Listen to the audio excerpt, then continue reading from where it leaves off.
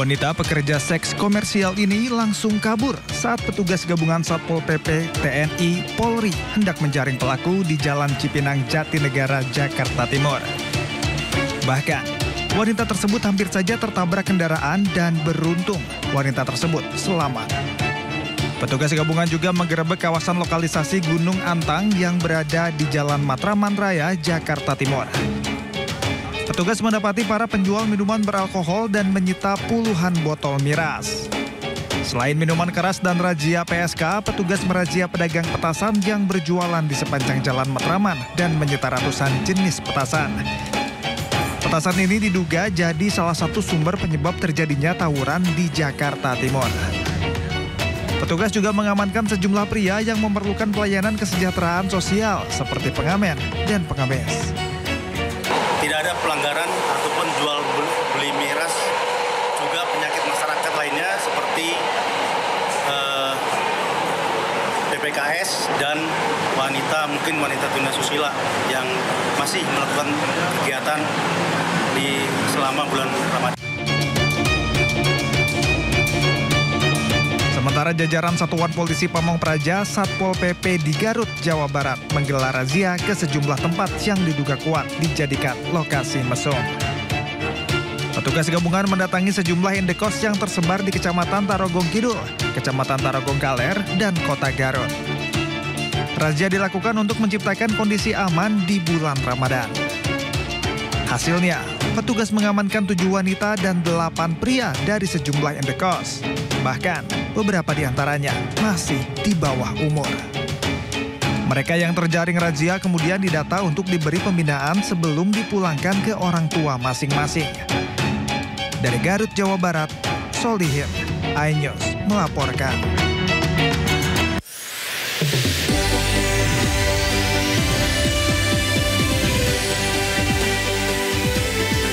Bacakan eksepsi, Hasto klaim kasus Harun Masiku kerap menjadi alat politik untuk menekannya saat pemerintahan Jokowi.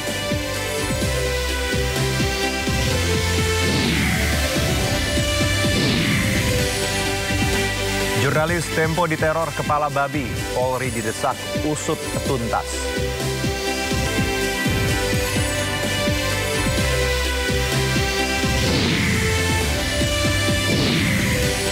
Takluk 1-5 dari Australia, Kluivert sebut kegagalan penalti Kevin Dix mengubah momentum pertandingan.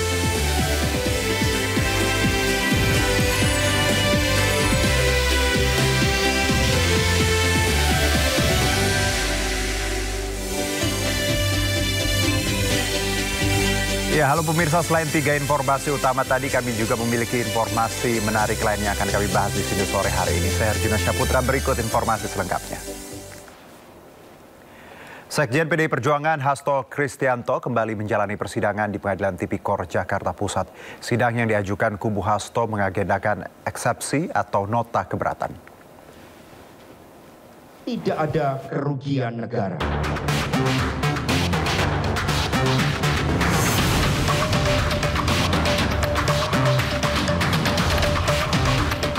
Terdakwa Hasto Kristianto membacakan nota keberatan atau eksepsi kasus suap dan perintangan penyidikan terkait Harun Masiku. Hasto menyebut dalam perkara yang menjeratnya tidak terpenuhi syarat kerugian negara minimal 1 miliar rupiah, sehingga Hasto mengklaim perkara ini di luar dari kewenangan pihak KPK.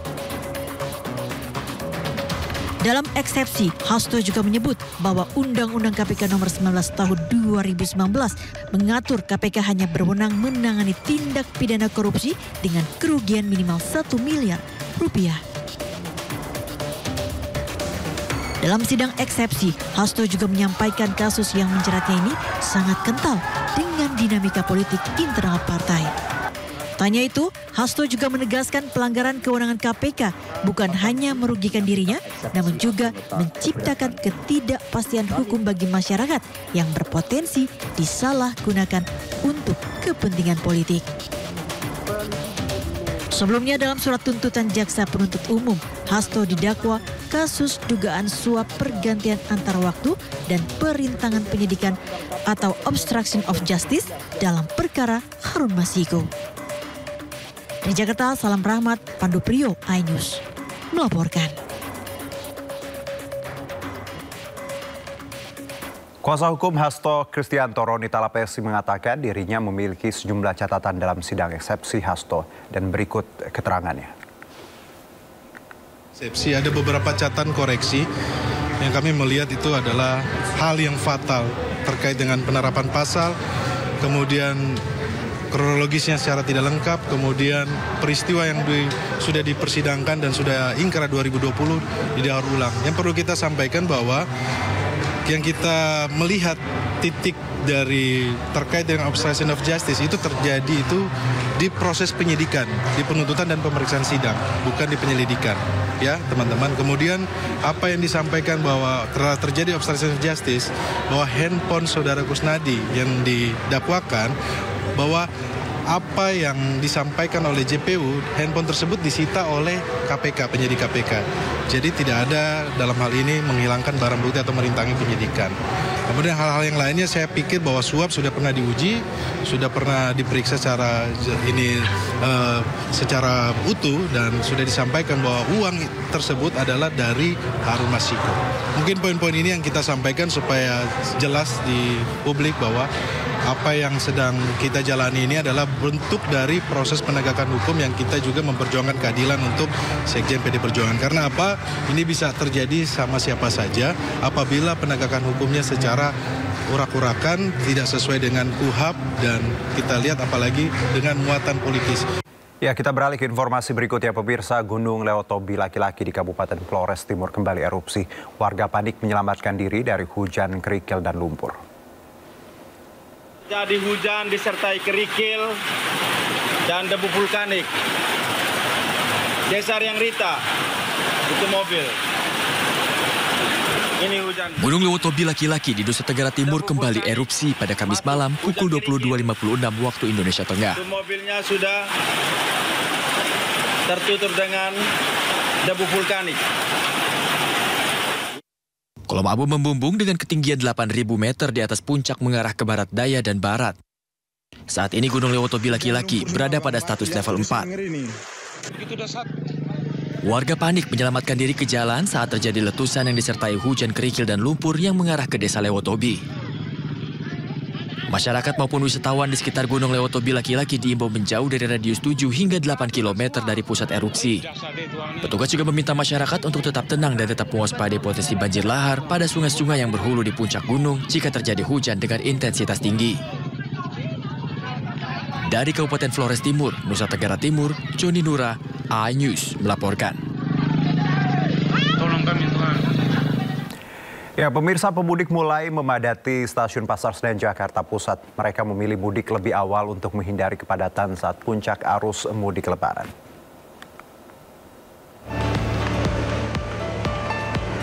Stasiun Pasar Senen Jakarta mulai terjadi antrian penumpang yang akan berangkat ke berbagai daerah di Pulau Jawa. Melalui data yang dihimpun dari PT KAI Daop 1 Jakarta periode dimulai sejak hari ini 21 Maret 2025 hingga 11 April 2025 telah disediakan 1.858 perjalanan kereta api jarak jauh, termasuk kereta api tambahan dari 2 stasiun, yakni Stasiun Gambir dan Stasiun Pasar Senen. Hingga saat ini terdapat 59% tiket perjalanan KAJJ yang terjual atau 600.000 tiket terjual dari total 1 juta ketersediaan tiket yang diperjualbelikan untuk periode Lebaran 2025. Diprediksi puncak lonjakan arus mudik Lebaran di Stasiun Pasar Senen 30 Maret hingga 1 April 2025 dengan keberangkatan 25.000 penumpang per hari. Lebih awal.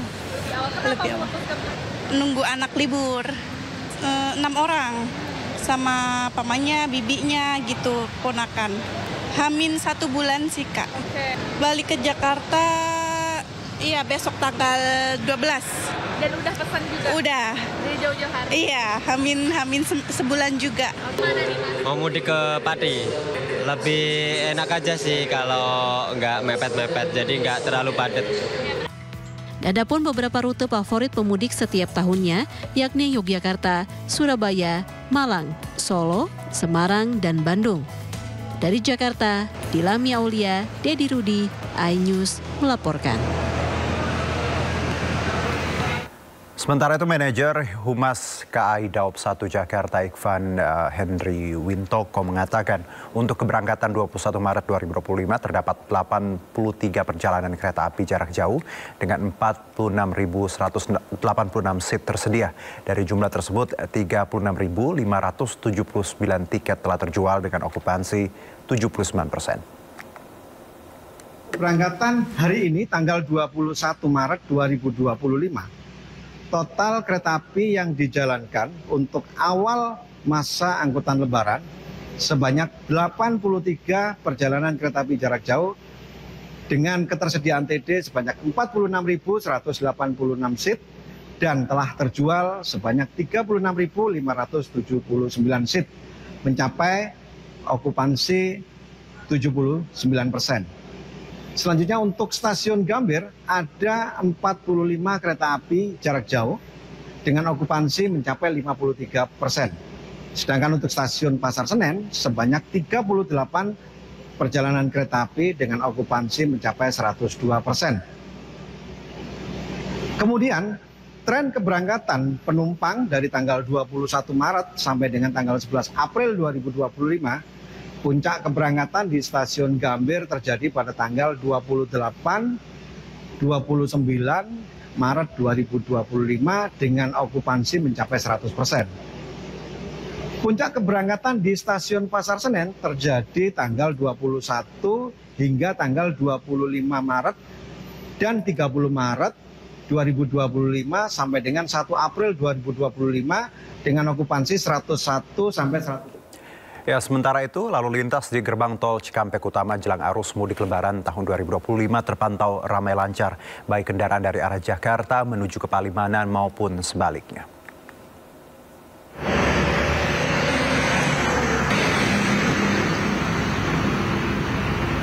Ruas jalan di gerbang tol Cikampek Utama dari arah Jakarta menuju arah Palimanan terpantau kondusif. Kendaraan yang melintas didominasi oleh mobil pribadi dan sejumlah bus antar kota, juga beberapa kendaraan bermuatan besar. Begitu pula untuk arah sebaliknya, arus kendaraan dari arah tol Palimanan menuju Jakarta masih terpantau lancar. Diprediksi oleh pihak Jasa Marga, puncak arus mudik Lebaran akan terjadi 28 Maret 2025, namun untuk arus balik diprediksi pada 6 April 2025.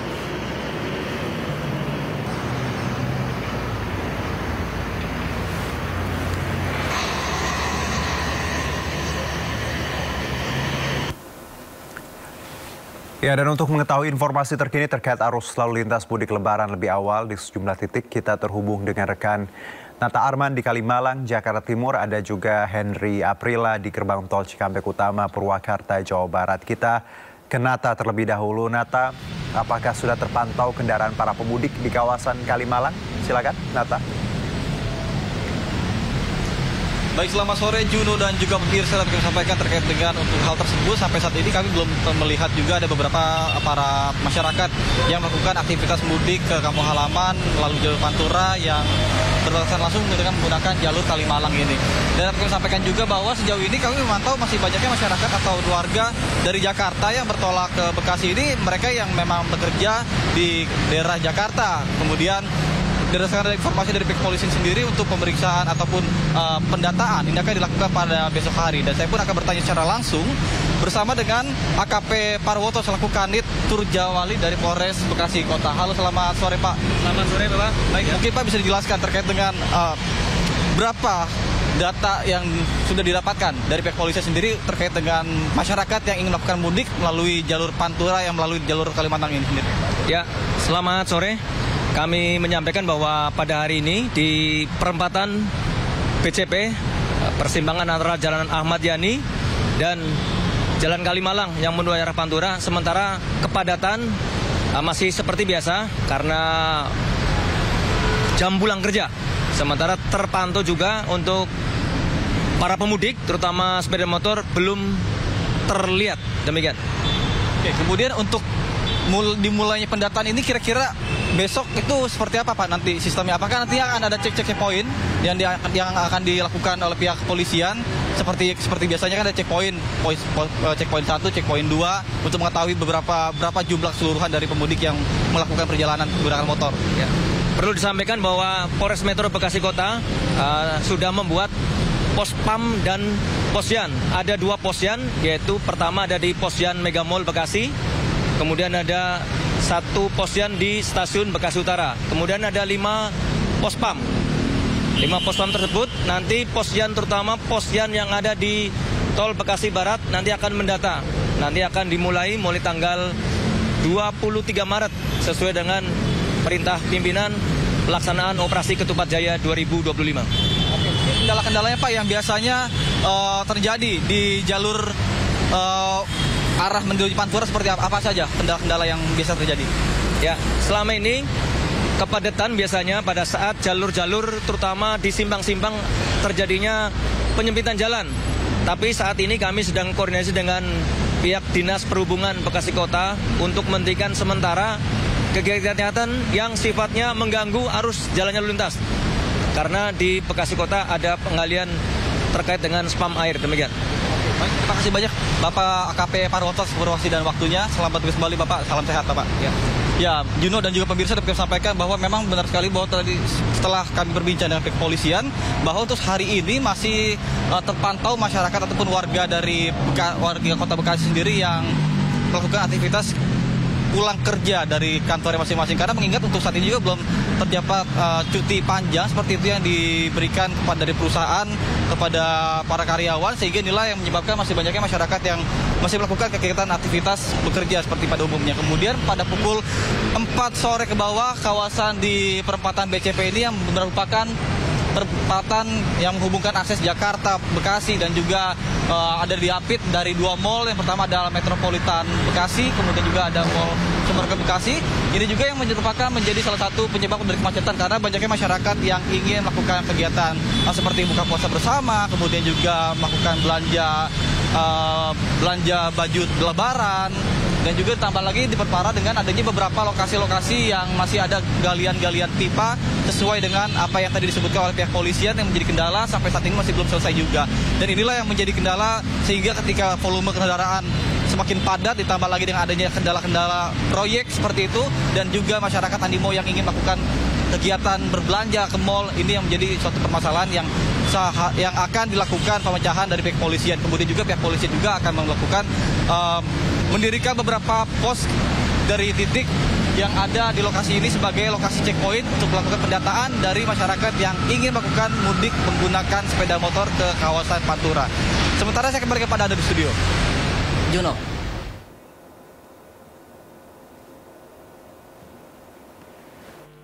Saya percaya kita akan mencapai hal yang baik. Sepak bola ini adalah sesuatu yang penting karena rakyat kita memang merasakan bahwa sepak bola itu menggambarkan tekad kita, menggambarkan semangat kita. Indonesia tidak boleh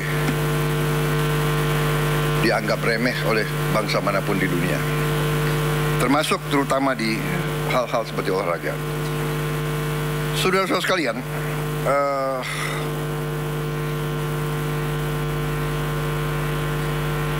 banyak sekali yang sudah kita laksanakan semenjak sidang kabinet yang lalu. Mungkin karena banyaknya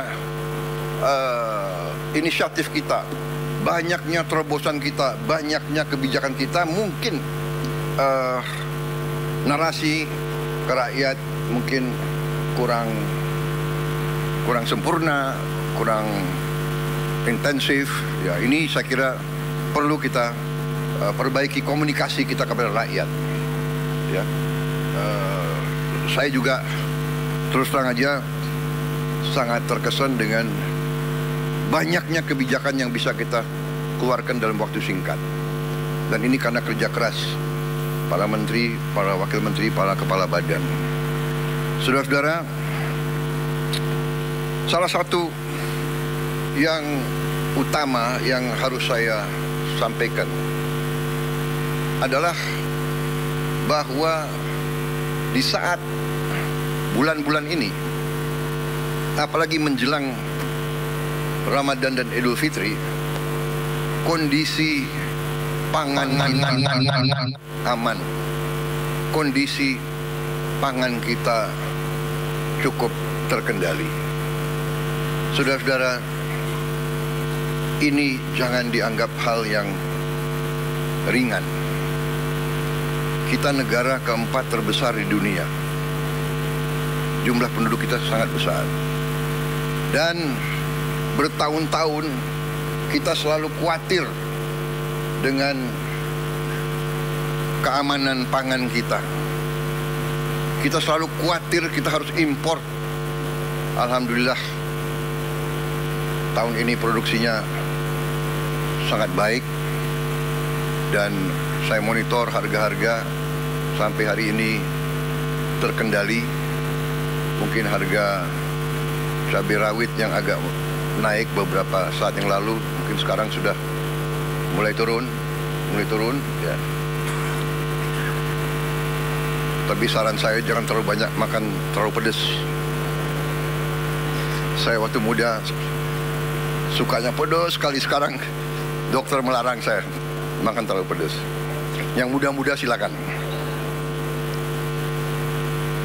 Jadi kita bersyukur ya, semua pihak yang bekerja keras ya, saya mau ucapkan terima kasih semua pihak di bidang pangan, pertanian yang mendorong hal ini. Pangan adalah yang paling utama ya. Harga saham boleh naik turun, pangan aman, negara aman, saudara-saudara.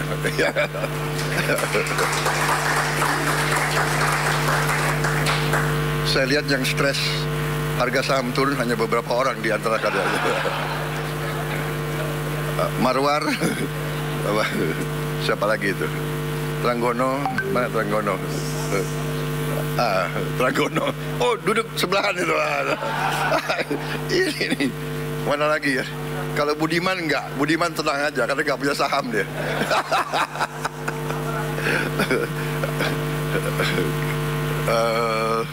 Siapa lagi ya? Amran. Enggak, dia enggak main saham dia. Dia enggak main saham, dia enggak main saham. Siapa lagi ini? Rosan. Rosan udah botak jadi enggak apa-apa dia. Jadi demikian saudara-saudara. Kemudian kita juga boleh sekarang mulai bangga makan bergizi gratis. Sudah menjangkau 38 provinsi dan sekarang sudah 2 juta penerima manfaat. Hanya ini masih belum sebetulnya memuaskan saya, tapi saya mengerti Kepala Badan Gizi Nasional sudah bekerja dengan seluruh jajarannya. Ini sudah paling cepat yang kita bisa laksanakan. Dalam Januari, Februari, Maret, dalam 3 bulan mencapai 3 juta penerima manfaat. Hanya masalahnya kalau saya datang ke suatu desa atau suatu tempat, orang tua yang nanya, Pak, kami di sini belum terima makan bergizi. Jadi ini sesuatu yang mengusik hati saya. Mereka dengar di desa sebelah sudah, dia dengar di sekolah sebelah sudah, dia belum bisa. Saya sampaikan, Bu, kita berusaha sekeras tenaga, tapi kita tidak mungkin seketika, negara kita sangat besar. Mohon sabar. Tapi saya minta ya, Kepala BGN dengan semua jajaran berpikir inovatif, kreatif. Bagaimana kalau bisa kita percepat? Apa pakai sistem hibrida atau bagaimana ya? Karena kasihan rakyat kita sangat membutuhkan dan mengharapkan. Tapi terima kasih, apapun terjadi ini suatu prestasi yang luar biasa. Saya terima surat-surat dari pimpinan-pimpinan dunia. Mereka bahkan mau belajar dari kita. Banyak kunjungan dari pimpinan-pimpinan negara lain. Mereka bilang salah satu yang mereka ingin belajar dari kita adalah makan bergizi. Padahal kita baru mulai. Ya, mereka menganggap bahwa kita salah satu yang paling serius dan paling besar usaha kita menangani ini. Kemudian salah satu yang luar biasa juga kita berani meluncurkan Badan Pengelola Investasi Danantara Indonesia. Konsolidasi semua kekuatan ekonomi yang dimiliki pemerintah Indonesia, semua dana, semua aset BUMN kita konsolidasikan. Kita ingin mengelola dengan sebaik-baiknya, setransparansi mungkin, dengan akuntabilitas yang sangat tinggi. Saya beri petunjuk pada pimpinan Danantara, kalau perlu keputusan-keputusan itu diambil secara hati-hati, dan kalau perlu tidak perlu terlalu cepat. Ini adalah kekayaan anak dan cucu kita, harus dijaga dengan baik. Dan untuk itu saya minta pengawasan, oversight, penilaian risiko sangat berlapis-lapis. Dan saya minta tokoh-tokoh masyarakat ikut mengawasi. Dan saya tegaskan bahwa setiap saat pekerjaan dan semua kebijakan Danantara ini harus bisa diaudit, harus bisa diawasi, harus bisa dipertanggungjawabkan setiap saat oleh siapapun yang menginginkan. Saudara-saudara, tapi ini saya kira adalah terobosan sangat besar. Dengan demikian saya yakin manajemen semua aset di bawah Danantara akan lebih baik, karena kita akan pakai manajemen yang berstandar internasional. Juga dengan beberapa penasihat-penasihat tingkat internasional kita ingin mengajak.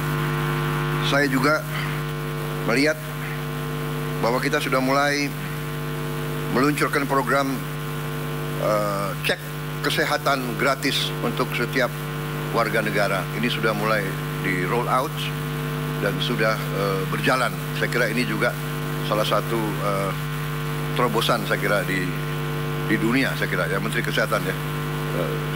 Tidak semua negara punya program seperti ini.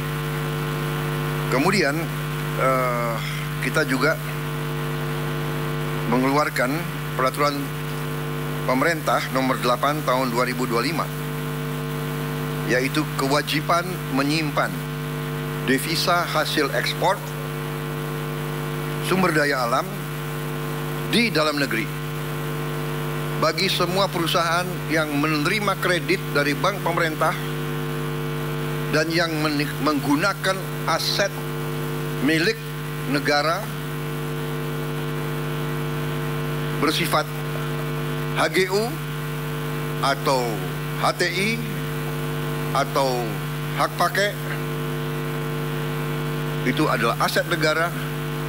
Dia terima, dia manfaatkan aset negara, dia terima kredit, dia wajib hasil usahanya harus disetor di Republik Indonesia 100% dan minimal waktu 1 tahun. Ini saya diberi laporan kalau sudah berjalan ini akan menambah devisa kita 100 miliar dolar 1 tahun. Karena ini mulai berlaku 1 Maret, jadi mungkin tahun ini baru sekitar 80 miliar dolar yang akan masuk. Jadi saya ucapkan terima kasih semua pihak yang berhasil sampai Danantara Indonesia diluncurkan. Tadi Danantara cek kesehatan juga sudah berjalan dengan baik. Devisa hasil ekspor juga berjalan. Kemudian kita juga sudah putuskan kemarin saya resmikan juga peluncuran bank emas pertama di Republik Indonesia. Kita memiliki cadangan emas ke-6 terbesar di dunia. Ke-6 terbesar di dunia. Tapi kita baru punya bank emas baru tahun ini. Berapa minggu lalu saya resmikan. Jadi juga terima kasih semua pihak yang akhirnya kita sekarang punya bullion bank, bank emas, sehingga rakyat bisa menyimpan emasnya di Indonesia dan tidak di negara lain. Ada negara lain tidak punya satu pun tambang emas, tapi dia punya bank emas, kan itu aneh. Kemudian saudara-saudara, kami sudah putuskan juga untuk membangun tahun ini, kita harap segera akan mulai dibangun 200 sekolah rakyat berasrama untuk SD, SMP, SMA berasrama, dan ini sekolah berasrama ini diperuntukkan untuk kaum yang kurang mampu khususnya. Jadi kita dengan ini kita hendak memutus mata rantai kemiskinan. Anak orang kurang mampu, anak orang miskin tidak boleh miskin.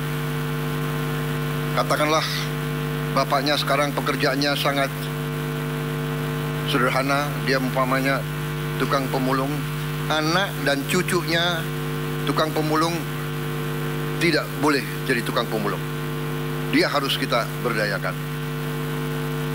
Ini rencana kita, dan kita akan bangun tahun ini 200 sekolah berasrama tersebut. Satu sekolah akan terdiri, kita harapkan 1000 murid. Mungkin tahun-tahun pertama akan belum sampai 1000, tapi nanti saya berharap ya Menteri Sosial, Menteri Dikdasmen, mungkin berapa, dalam 6 bulan bisa mencapai 1000 murid masing-masing sekolah. Bisa. Hah? Tahun 4? Tahun depan? Tahun depan ya? Tanggal berapa? Coba dicatat. Loh, ini harus bertanggung jawab itu ya. Rakyat minta hasil yang cepat, saudara-saudara. Ya, ini sangat penting, dan yang akan segera kita resmikan 53. Yang segera mungkin 3 bulan ini bisa kita resmikan 53 sekolah. Ternyata Kementerian Sosial sudah punya gedung-gedungnya, sudah punya arealnya, jadi tinggal kita renovasi sedikit. Kita ingin segera 53, sisanya yang 147 akan segera menyusul. Kita harap tiap tahun 200, sehingga dalam 5 tahun kita minimal akan punya 1 sekolah berasrama di tiap kabupaten. Dan itu harus di tempat-tempat di mana terdapat kantong-kantong kemiskinan. Kita ingin memutus rantai kemiskinan. Kita ingin menghilangkan kemiskinan dalam waktu secepat-cepatnya. Dan ini saya yakin bisa kita kerjakan. Nanti Menteri Koordinator Perekonomian, kemudian Menteri Keuangan, kemudian nanti mungkin Menteri Sosial akan sedikit kasih penjelasan singkat, termasuk juga saya minta Ketua LPS menyampaikan kondisi ekonomi secara umum, sehingga kita dapat gambaran real apa yang telah kita kerjakan, dan kita akan nanti dapat bayangan betapa besar upaya bangsa Indonesia untuk memberi kesejahteraan kepada rakyatnya. Dan berkali-kali saya katakan, ini bukan hanya prestasi kita, ini adalah kerja keras presiden-presiden sebelum kita, menteri-menteri kabinet sebelum kita. Tidak ada pembangunan bangsa yang bisa dikerjakan dalam 5-10 tahun. Pembangunan bangsa Indonesia ini adalah perjuangan lama. Mulai dari tahun 45 dan seterusnya, ada naik dan turun, ada krisis, ada hambatan, ada gangguan-gangguan negara asing berkali-kali, ya kan? Kita tidak mau nyalahkan siapapun, tapi kita sering diganggu. Kita harus sekarang belajar dari sejarah. Kita harus belajar Dan sekarang kita semua unsur harus berjiwa besar. Kita atasi perbedaan dengan musyawarah. Kita terima kritik dengan besar hati, tapi kita jangan mau diadu domba. Kita harus bekerja dengan baik untuk rakyat kita. Saudara-saudara, kemudian salah satu juga keputusan besar kita adalah kita dalam waktu dekat akan membentuk 75.000 sampai 80.000 koperasi desa. Ada yang berbasis pertanian, ada yang berbasis nelayan, dan ada yang berbasis lain. Tapi intinya adalah kita ingin ekonomi desa, ekonomi rakyat yang paling bawah bergerak dengan cepat, memobilisasi kekuatan yang kita punya untuk menggerakkan seluruh ekonomi, dan ini akan ada suatu dampak yang sangat besar, keyakinan kami. Saudara-saudara, juga kita juga berhasil bekerja sama dengan swasta sehingga THR bagi pekerja swasta, BUMN dan BUMD bisa diberikan paling lambat 7 hari sebelum Hari Raya Idul Fitri. Tahun ini pemerintah juga menaruh perhatian khusus kepada para pengemudi dan kurir online yang untuk pertama kalinya akan menerima bonus Hari Raya. Ini karena kerjasama juga dengan pengusaha-pengusaha swasta. Saya mendengar mereka akan terima kurang lebih 1 juta tiap pekerja, demikian. Tapi saya menghimbau pengusaha swastanya, kalau bisa ya ditambahlah. Ini menghimbau, ya kan? Kalau menghimbau kan boleh, tidak ada paksaan kan? Tapi kalau presiden menghimbau ya. Menghimbau. Ini wartawan ya, terus garis bawahi itu. Karena pengusaha harus tahu, kalau masa yang bagus dia untung, ya dia juga harus memperhatikan para pekerjanya, ya kan? Justru para pekerja ini yang memberi keuntungan bagi dia. Juga THR dan gaji ke-13 bagi 9,4 juta aparatur negara. Ini sudah kita umumkan. Saudara-saudara, juga untuk membantu masyarakat, kita berhasil untuk menurunkan harga tiket pesawat dalam negeri mencapai 13% penurunan. Ini berlaku untuk periode penerbangan 24 Maret 2025 sampai 7 April 2025.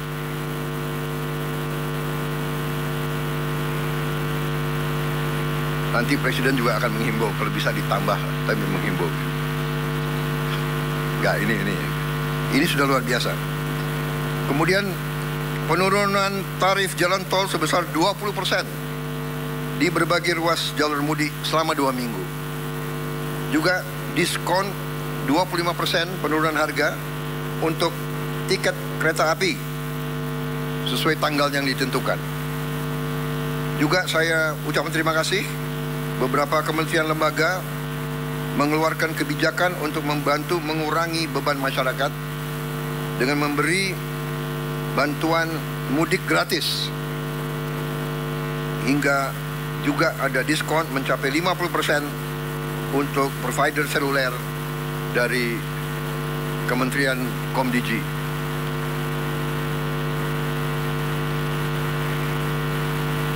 Saya kira dengan demikian persiapan mudik, saya harap benar-benar disiapkan dengan baik.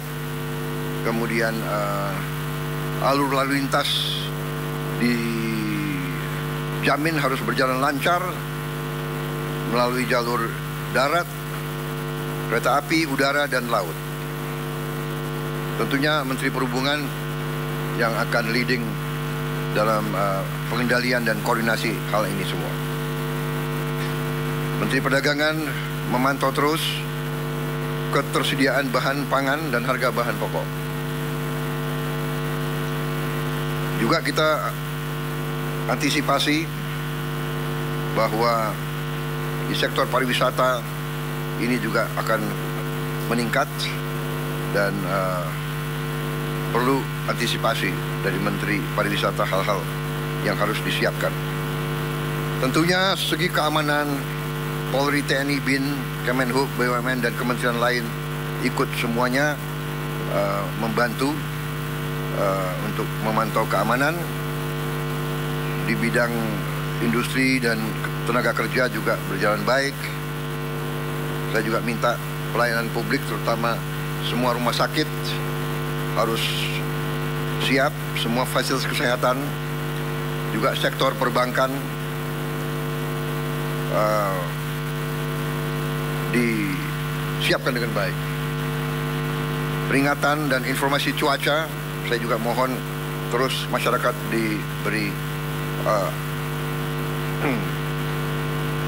informasi terus-menerus.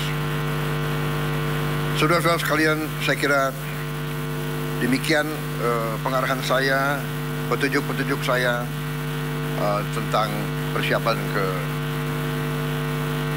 arah Hari Idul Fitri. Tapi pada garis besarnya saya ucapan terima kasih kepada semua menteri, semua kepala badan yang telah bekerja keras. Dan saya kira untuk yang terbuka sudah selesai. Terima kasih media. Sekarang adalah paparan dan pengarahan tertutup untuk konsumsi kita sendiri dalam rangka persiapan ke depan. Terima kasih, saudara sekalian.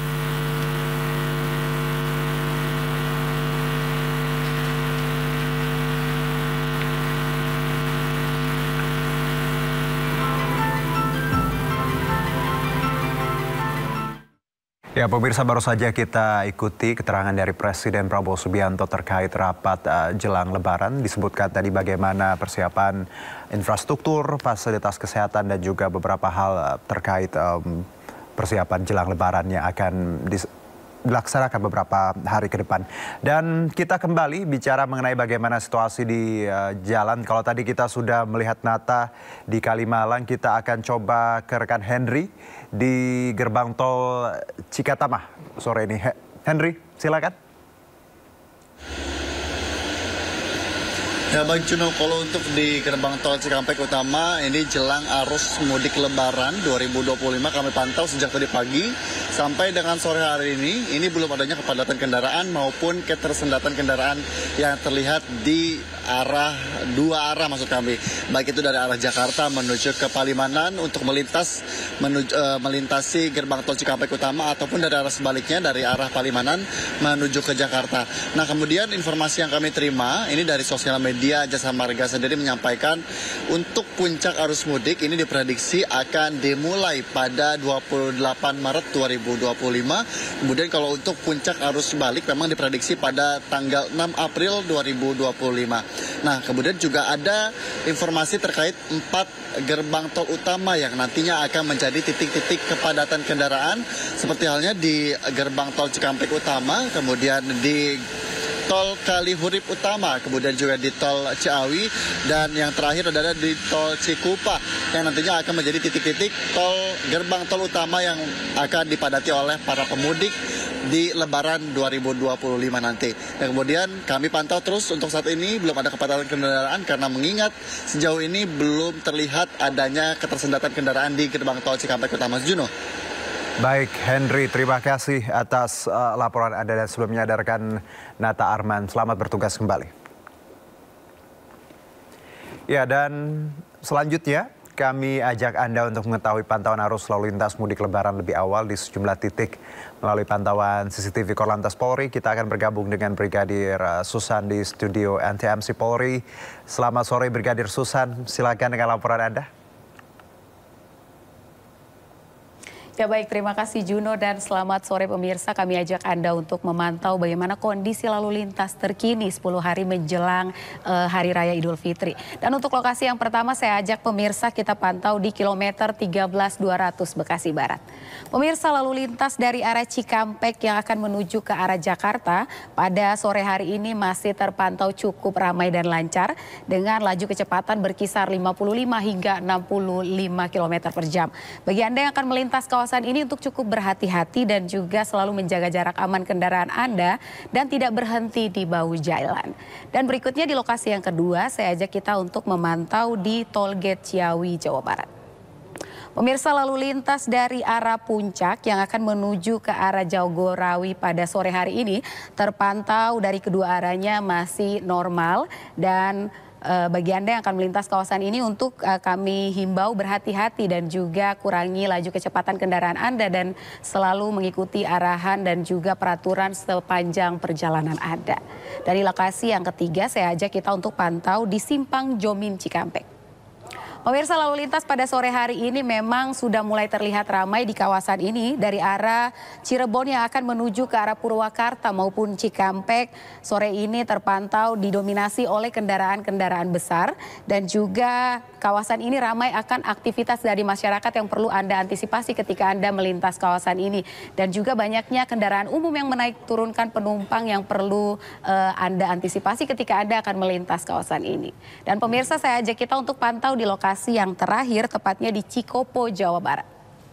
Pemirsa, lalu lintas dari arah Jakarta yang akan menuju ke arah Palimanan dari kedua arahnya masih terpantau normal, masih terpantau lancar, namun kami tetap menghimbau bagi Anda yang akan melintas kawasan ini untuk berhati-hati dikarenakan kendaraan di kawasan ini cukup ramai dan juga aktivitas dari masyarakat seperti para pejalan kaki dan juga para pedagang di kawasan ini yang cukup ramai yang perlu Anda antisipasi serta angkutan umum yang menaik turunkan penumpang di median jalan yang menjadi salah satu faktor terjadinya perlambatan kecepatan kendaraan di kawasan ini. Dan pemirsa, perlu kami informasikan bahwa 10 hari menjelang Idul Fitri, Polri telah menyebar 2.835 posko, yaitu pos pengamanan, pelayanan dan pos terpadu di jalur-jalur mudik yang bisa dimanfaatkan untuk istirahat, cek kendaraan dan juga akses informasi terkait lalu lintas dan pelayanan kesehatan.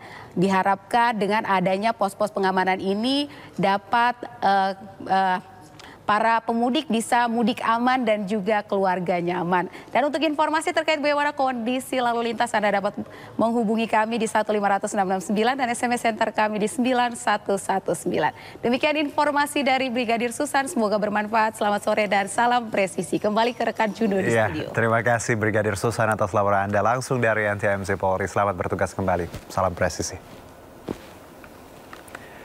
Kita ke informasi berikutnya pemirsa, kerusakan informasi lainnya akan kami hadirkan usai jeda berikut. Tetap bersama kami di Sini Sore.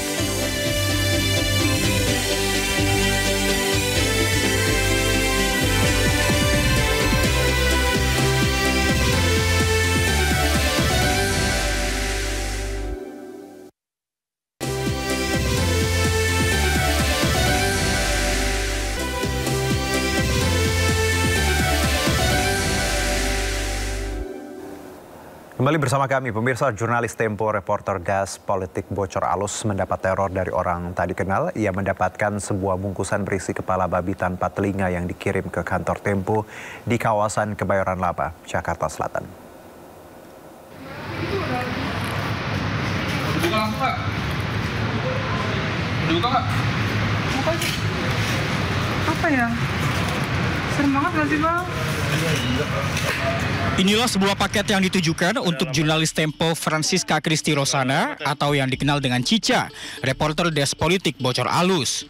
Paket diterima di kantor Tempo, Jalan Palmerah Barat, Grogol Utara, Kebayoran Lama, Jakarta Selatan. Apa, Bang? Daging. Kepala babi kan? Iya. Anjir, serius? Bener kan? Iya.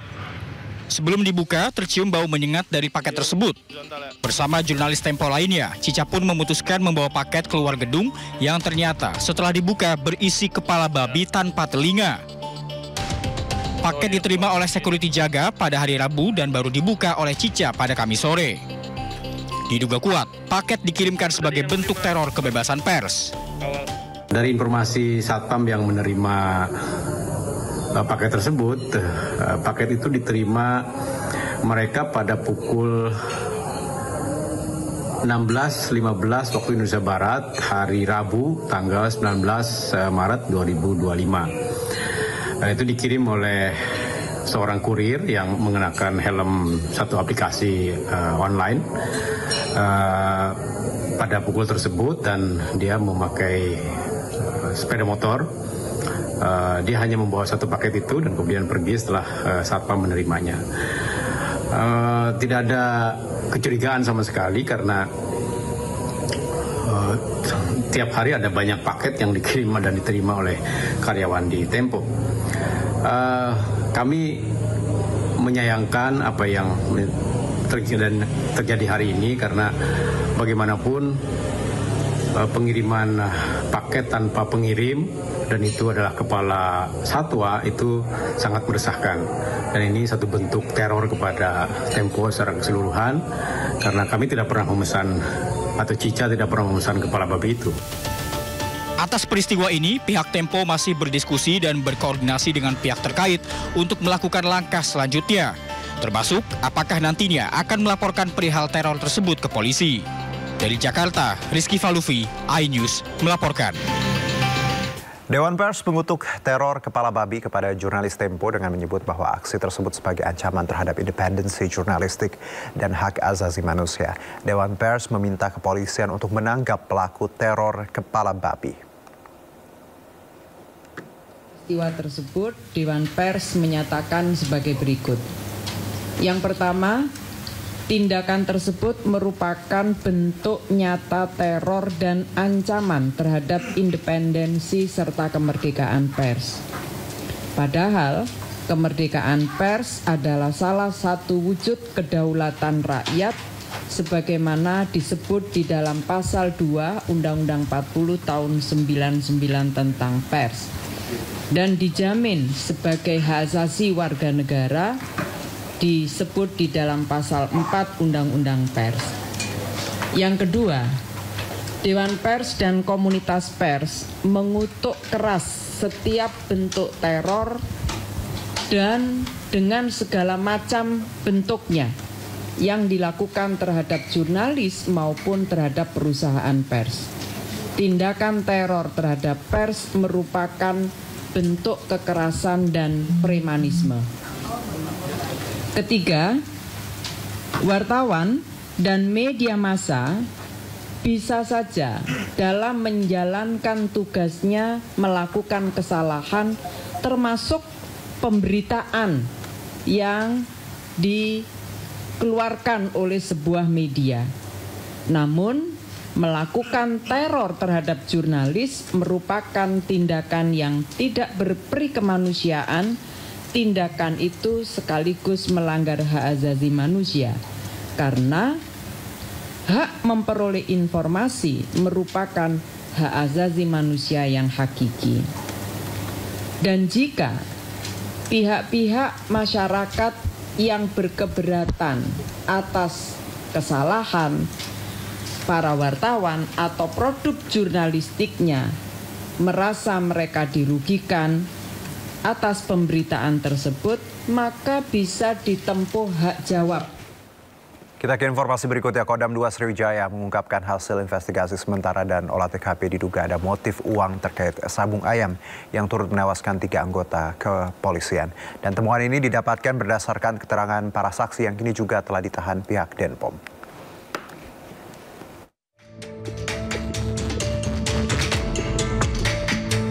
Kasus tewasnya 3 anggota polisi saat melakukan penggerbekan arena sabung ayam di Kampung Karangmanik, Kabupaten Waikanan, Lampung menemukan fakta baru. Diduga adanya aliran uang judi yang dinikmati para oknum dari hasil judi sabung ayam. Hal itu ditegaskan langsung oleh Kapendam 2 Sriwijaya, Kolonel Infantri Eko Syah Putra Siregar. Temuan adanya bagi-bagi uang hasil judi sabung ayam didapatkan berdasarkan keterangan para saksi yang kini telah ditahan Denpom. Adapun kedua saksi tersebut, Peltu Lubis dan Kopka Basaryah. Pengakuan ini pun akan didalami oleh tim penyidik gabungan untuk mengungkap siapa saja oknum yang terlibat dalam judi sabung ayam. Keterangan saksi saya jelaskan lagi, ada uang dibagi. Siapa ya? Nggak polsek, Ramil. Yang jelas nggak mungkin juga ada yang tidak mendapat. Gitu. Ada duit? Ada. Uang diterima? Ada. Cuman siapa aja? Nah ini masih dicari lagi. Saya sudah sampaikan, tidak boleh ada pelaku yang lolos. Anggota kita sudah menyerahkan diri, sudah kita periksa. Dipastikan ini pasti kena hukuman. Investigasi tim gabungan telah menemukan 3 jenis berbeda selongsong peluru dan sepucuk senjata laras panjang tak jauh dari TKP. Dari Palembang, Sumatera Selatan, iNews melaporkan.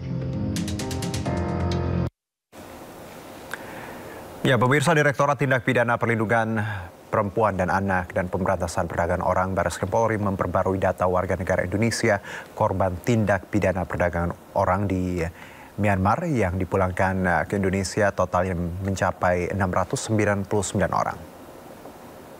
Tindak pidana perdagangan orang atau TPPO. Kemudian jumlah warga negara yang telah dipulangkan sebanyak 699 tersebut berasal dari berbagai daerah di seluruh Indonesia, antara lain dari Sumut, kemudian Jakarta, Bangka Belitung, Jabar, Jatim, Jateng, Kalbar, Sulut, Riau, Kepri, Sumsel, dan lain-lain.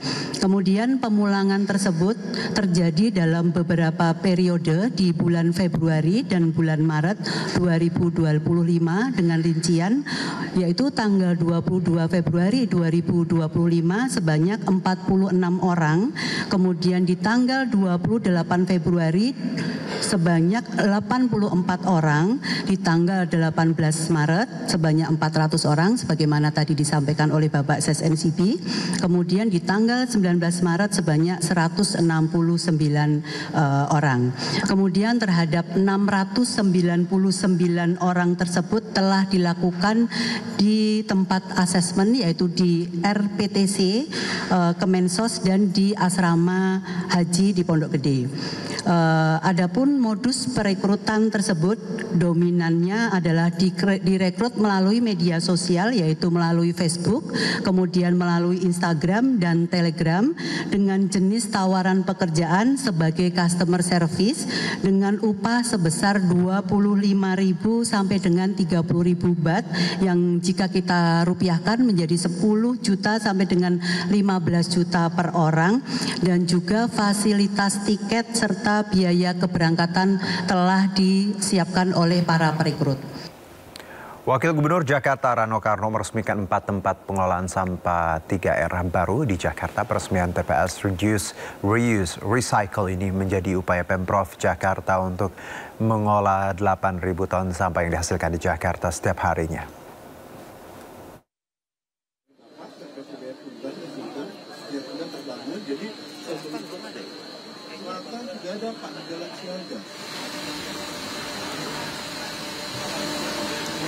Wakil Gubernur Jakarta Rano Karno meninjau tempat pengelolaan sampah 3R yang berada di daerah Cilincing, Jakarta Utara.